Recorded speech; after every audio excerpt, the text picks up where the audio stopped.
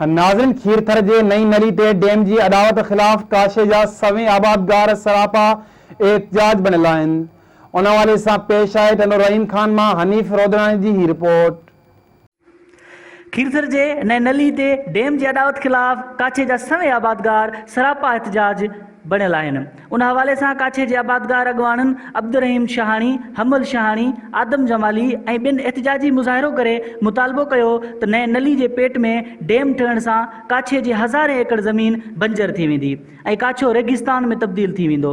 Dam जी मुखालफ़त कंदे अॻवाननि ॿुधायो त काछे जे आबादगारनि खे मुआशी तबाही खां बचायो वञे। उन्हनि वधीक चयो त काछे में अॻ ई पीअण जे पाणी जी खोट आहे। डैम जे ठहण सां काछे में पीअण जे पाणी जी खोट खां अलावा मंछर ॾंड ॾांहुं वेंदड़ पाणी बि रुकिजी वेंदो, जंहिं करे उन डैम जो असर मंछर ते बि पवंदो।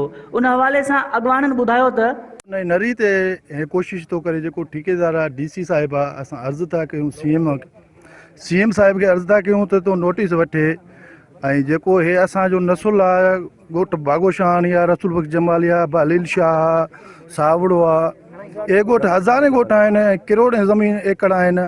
उनखे दरबदर करण जे लाइ असांखे लॾ पलाण ते मजबूर न कयो वञनि।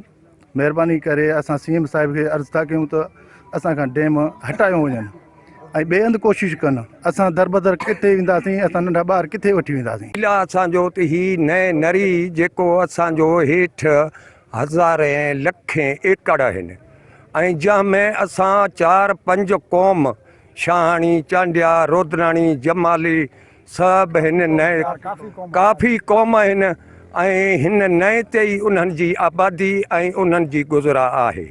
ऐं मतिलबु ही जेको परखों वठी यको ही नए जे पोयों नेठि निदान असांखे एॾो मजबूर कयूं त ज़ोरी करे असां ॿधंदासीं। उन जे करे असां चऊं था त ही नए नरी जो डैम असांखे न खपे। असांजो जियापो हे नए नरी सां आहे। नई में कॾहिं बि नरी में डैम न खपे माण्हुनि जो एहतजाज आहे, न खपे। हिते कई ॻोठ आहिनि, कई माण्हू मुतासिर थींदा। उन खे हुकूमत वारनि खे, वस वारनि खे, चीफ जस्टिस खे अपील आहे त हिते डैम न खपे।